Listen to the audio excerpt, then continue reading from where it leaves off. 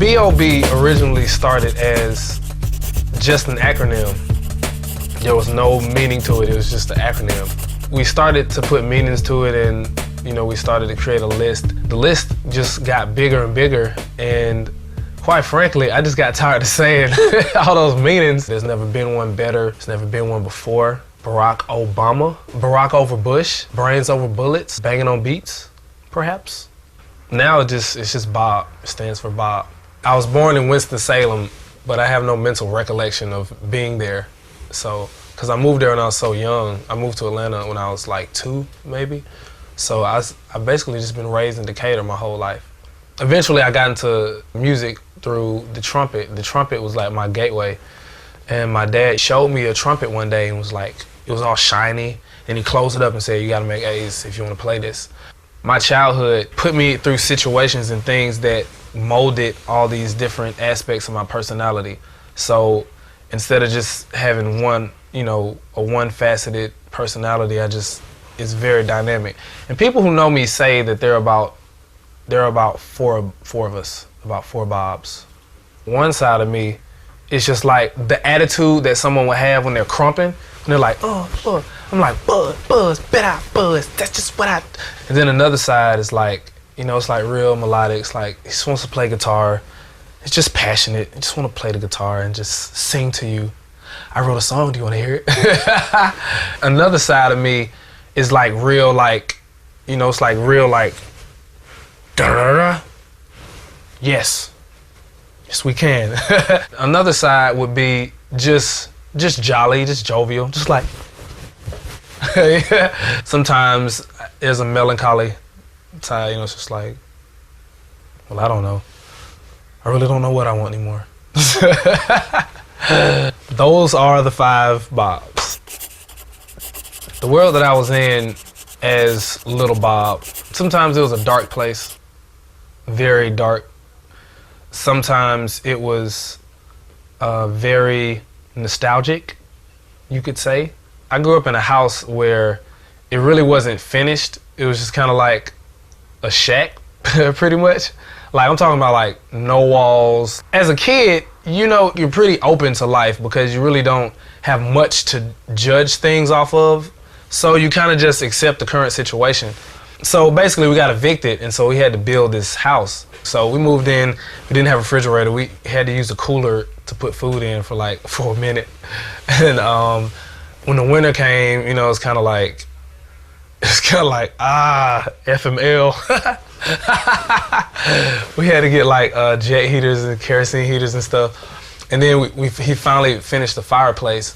And when he finished the fireplace, it was like, okay, we got, So basically it was like, I'm just used to like being in just really crazy situations. And being in that, just growing up in a house like that, how you think is just, you think reflective of your situation. So like all of my outward relationships, like with all the friends in the neighborhood and with all the teachers, it's just kind of like incomplete. So that's what spawned me to pursue music. It was really self-therapy, honestly. I started writing a note to myself. And I can't really remember what I said, but I remember the feeling. It was like, I'm just really fed up. Like, I can't do this. Like, I don't like my current situation. So I was so fed up with it that I was just in class just writing. But this is how it started. I started writing a note to myself, and it ended up being a rap, which was crazy. And this was like 7th grade. This is when I actually was like, okay, this is what I'm gonna do. This is what I'm doing. It's like 7th grade, that's it. So I would write raps, and that's how it started. It started as self-therapy. So I just kept writing and writing and writing and writing. And then one day my brother, I'm gonna tell you one thing about my brother. He's like the guy, every now and then he'll just come and just straight drop some knowledge, just like bam, and then just nonchalantly walk away like, oh well. This was around the time when Joe Buttons came out. So he came up and told me, he was like, you know Joe Budden, he used to write 15 pages a day. And I was like, oh really? Oh, well, shouldn't have told me that. So I literally started filling up notebooks with lyrics.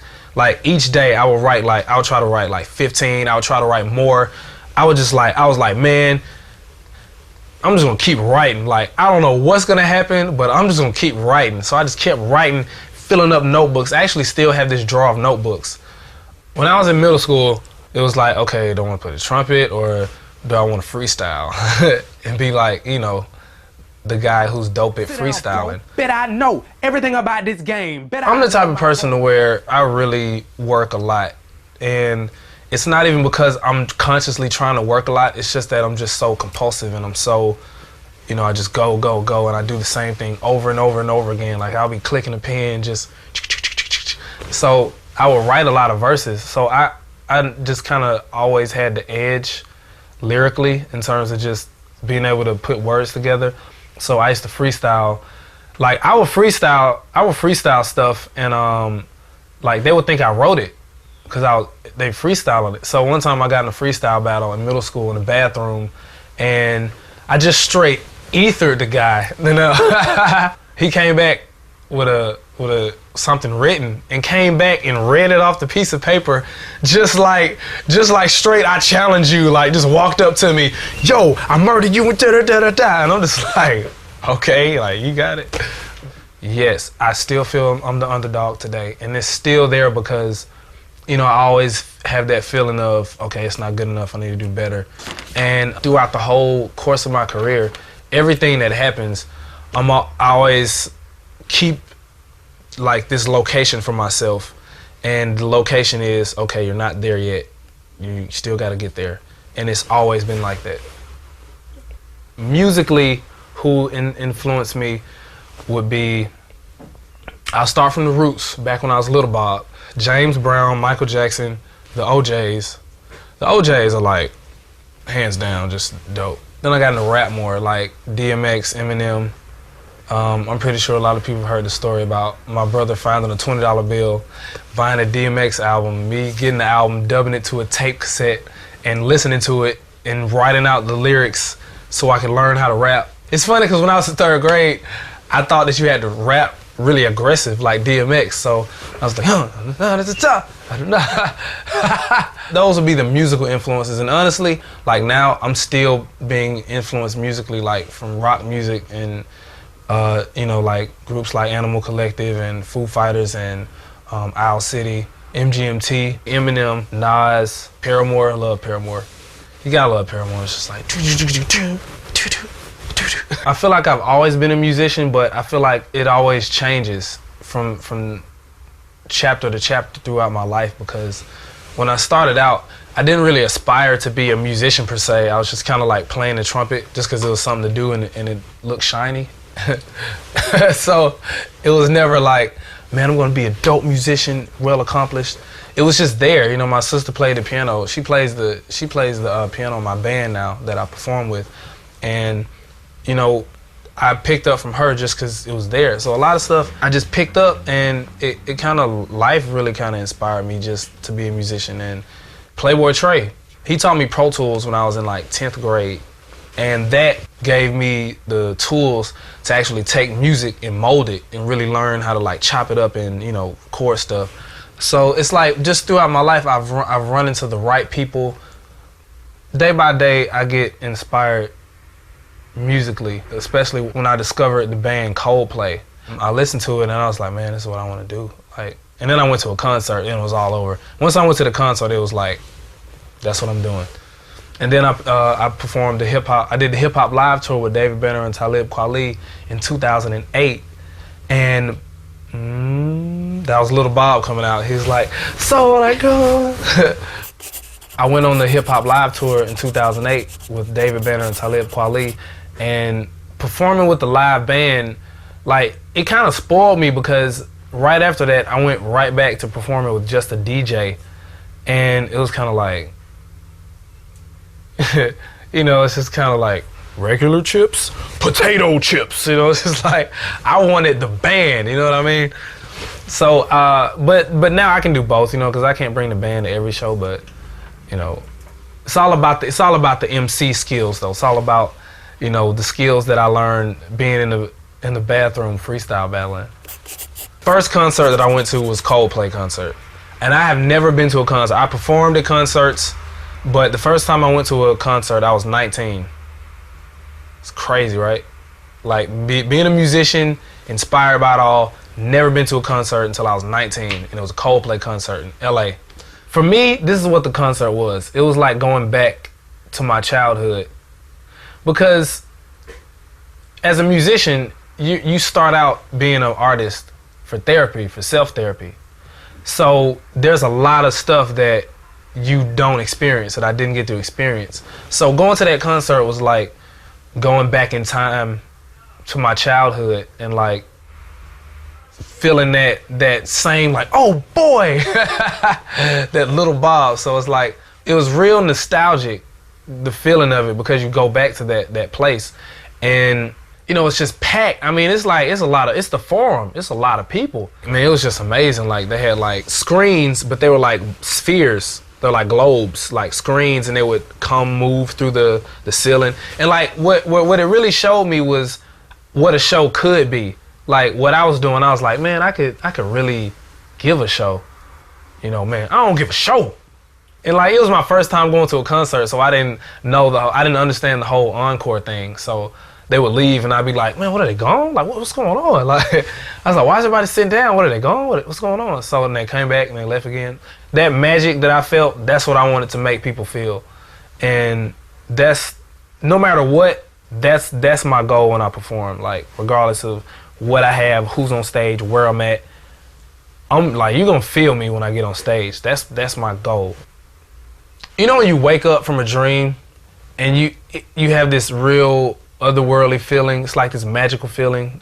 That feeling is what inspires me day by day, because it's hard to get that feeling just through the daily routines and distractions. You get distracted from that.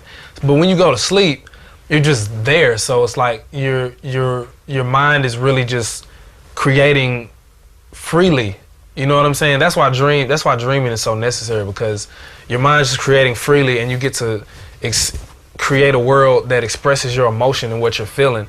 So sometimes when you wake up, you have that feeling, and that feeling is what motivates me, and I try to hold on to that throughout the day for as long as I can, until it eventually dwindles away. Dwindles away as if it were a sound in the breeze. Before I got signed, I was working at Subway, and then I was working nowhere, which inspired a song off of one of my mixtapes called Sing My Song.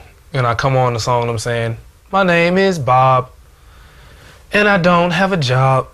When I was coming up trying to record, like, I had like an old Dell laptop with Adobe Audition on it, and I would go into the bathroom and hang up sheets in the wall, and actually, like, I was in a group called The Clinic, and the name Clinic was basically, the concept came from us being like the clinic. So we would like save the hip hop game from all the bad music, from the disease. We had the cure. So like, we would record and we would like hang sheets and pin sheets on the ceiling, nail them in the wall, and record on like little desktop microphones. And it was just, you know, just horrible quality. And we went through a lot. We went through a lot of unnecessary equipment. People selling us shit we don't need. Like, why do we have this? Why do we have this 8-track mixer to record? Like, what do we need with this? So it took a lot of going through trial and error. And I think because I went through trial and error so much, but so early, like, that's really what prepared me. I feel very prepared. The first time I heard myself on the radio was when I heard Cloud 9 being played on the radio in Atlanta. And Cloud 9, if you know, is not like the song, your typical song that they would play on the radio in Atlanta, let alone in Atlanta, you know what I mean? So it's like, that was really magical. Sounded something about the radio, like, do they put like magic dust on it or something? Like, does anybody know? The reaction and the feeling is really, it's that dreamlike feeling. It's that when that dreamlike feeling kicks in. And that same dreamlike feeling was the feeling that kicked in when I was performing at Club Crucial, at T.I.'s club, prior to me getting signed, which led to me getting signed. And the feeling was just, it's like this Cinderella story feeling. It's like, it's kind of unreal. And you know, it's like, that was the first time that I felt that. Like, I actually performed Cloud 9 at T.I.'s Club, Club Crucial, at an open mic night, which led to me being discovered, which led to me getting a deal. But the thing is that, you know, it's not the song that you would typically perform at an open mic, let alone in Atlanta. So it was like, I think just the fact that I was willing to do that, somehow the universe aligned this special doorway. It was like, you, come here.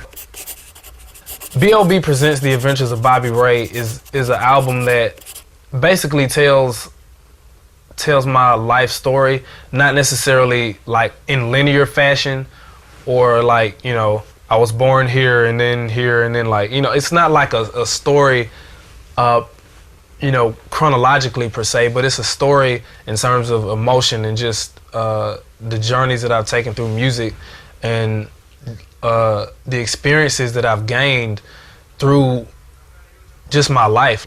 It would appear that it's the most crazy now, but my life has just been crazy from the time I came out the womb to now. So it's like, I'm never really like thrown out of my comfort zone really by just craziness because I'm so familiar with it.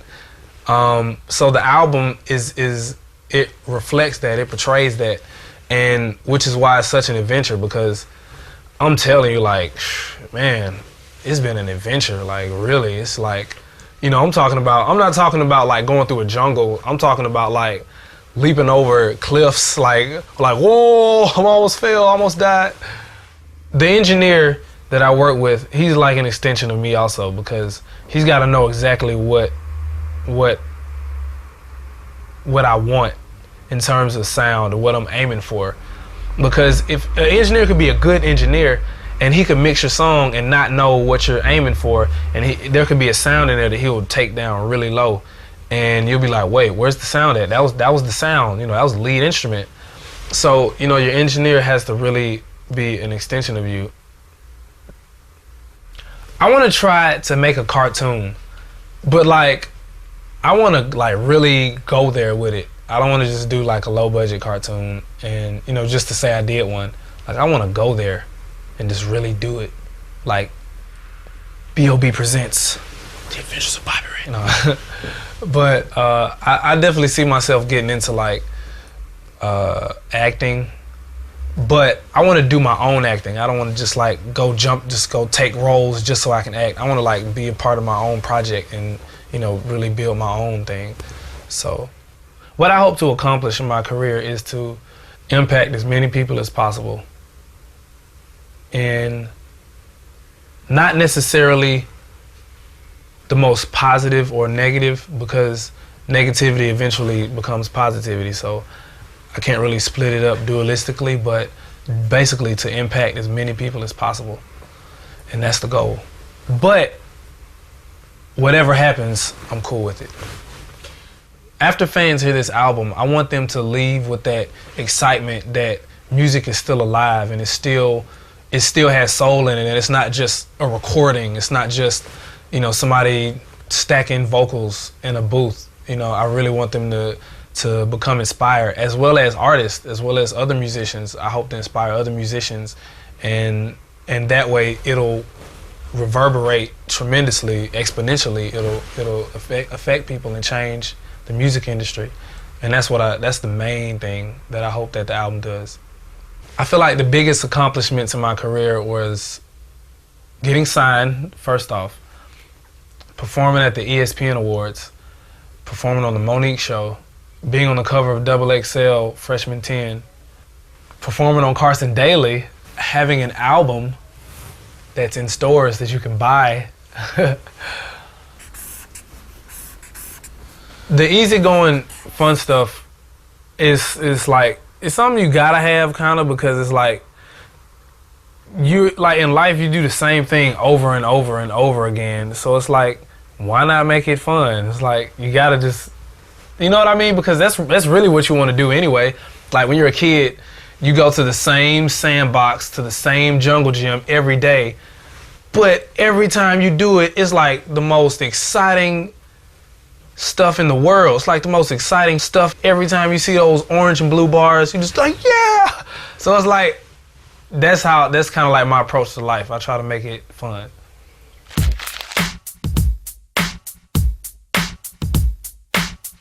If I could have one superpower, it'd be to fly, hands down. The ice cream that best describes me would have to be Neapolitan, because it's got so many different styles and so many different flavors in it. When I'm not making music, I like to listen to music and just sit down and do nothing and just sit there, because I can't do that any other time. Laughing is important because, first off, laughing is an exercise. It's very healthy. It releases chemicals in your body that keeps your body vibrating really good. It feels great. And laughing is important because it's like you get one chance to live, so why not laugh? And you know, life sucks, so just laugh it off. My favorite song at the moment is Kids by MGMT. I mean, really, after I perform, I really just like to do nothing, like light some incense and just sit back and do nothing. I can't really pick a favorite Michael Jackson song. I would have to just pick the Thriller album, just the whole album, plus Off the Wall. My favorite rock band will always be Coldplay. Even if Coldplay had kids and all of their kids grew up to be doper than them, it'd still be Coldplay. My favorite superhero is Wolverine, because it's just like, you know what I mean? It's like indestructible bones, super healing powers. It's like, come on. I gotta have candles. I gotta have my stones that I carry. I gotta have my musicians. Gotta have them, because it's like, it's kind of like, it's like this. It's like it's like an extension of myself. So it's like, you know, I can play the keys and the guitars, and you know, I can slap at a bass a little bit, but you know, when it all pulls together, we have that type of connection because we perform together, and you know, we've been through a lot of stuff together. So it's like we know, like it's like this connection we have. It's like we just know what needs to happen.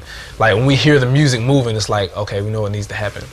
And you know, basically, whoever's in the studio has got to be contributing to the song. If they're not, they're actually, even if they're not doing anything and they're just there, their actual energy is disrupting the flow of making music, because it's just like, you got all these people and then it's like somebody over there. It's like, who's Buzzkill over there? Who's Buzz Killington right there?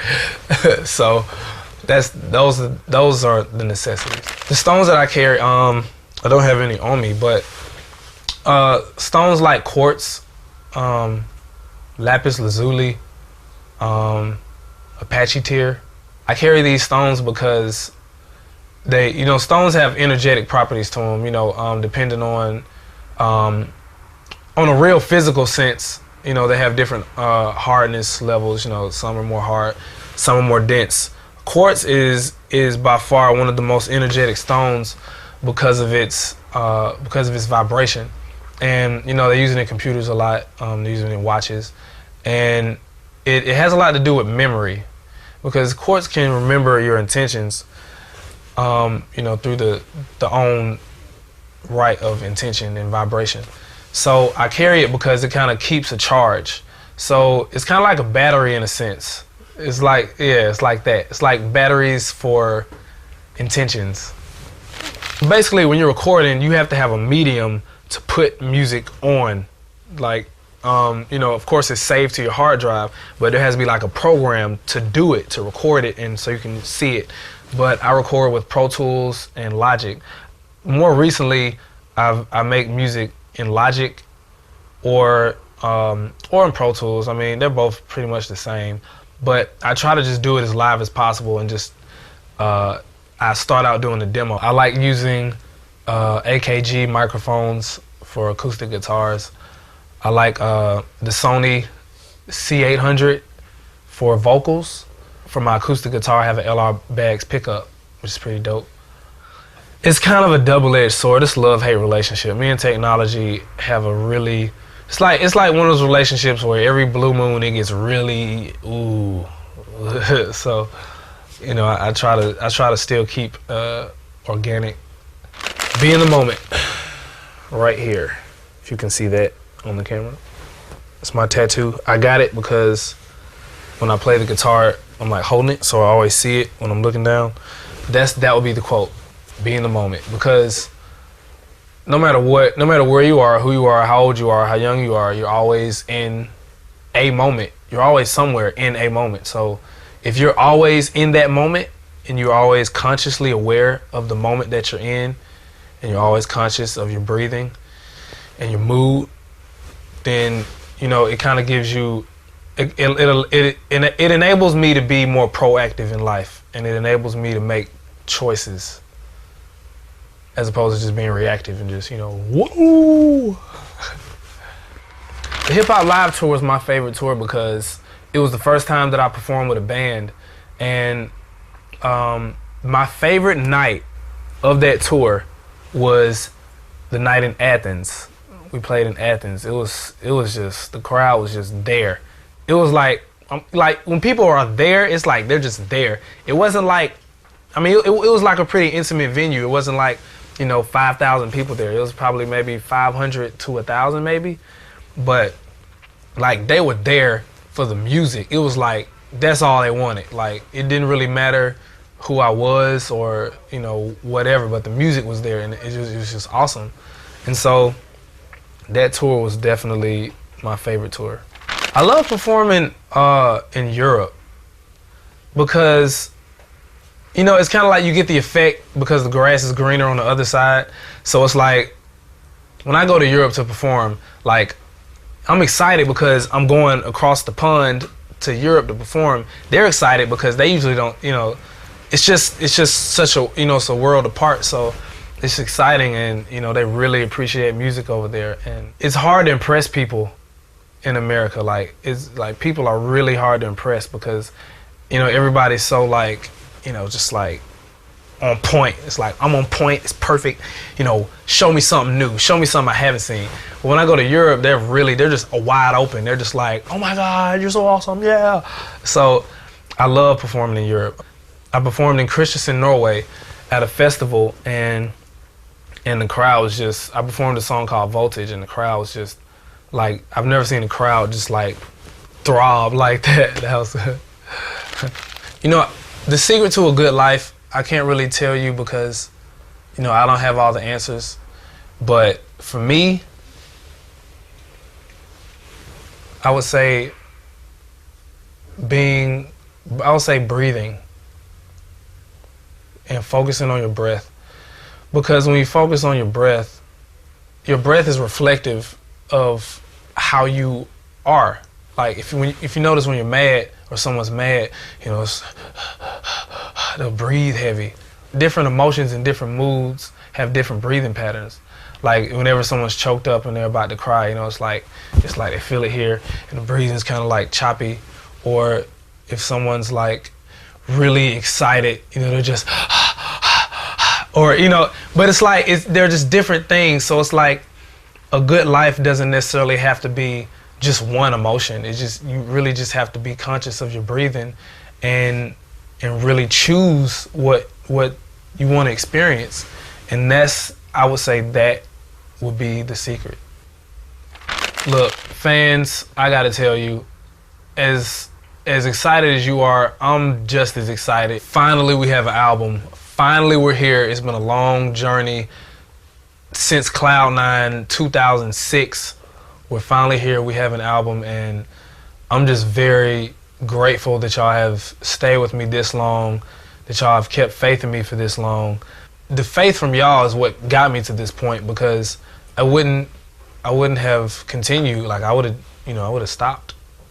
But like the faith from the fans is basically what fuels me. So it's literally y'all doing this. Like I'm just the instrument, but y'all are playing me. Like y'all are giving me all the inspiration, all the music, even the haters. A hater's just a fan that doesn't have anything nice to say. So thank you.